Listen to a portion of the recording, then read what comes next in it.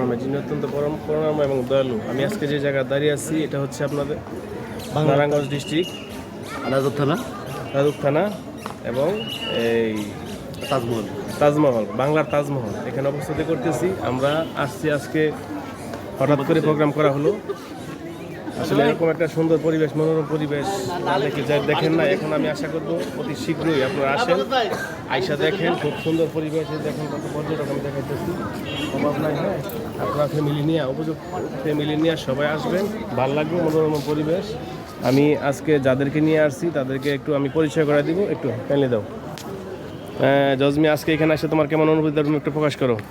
জি আলহামদুলিল্লাহ, খুব ভালো লাগতেছে। পরিবেশে কোনো হইচই নাই, খুব সুন্দর পরিবেশ।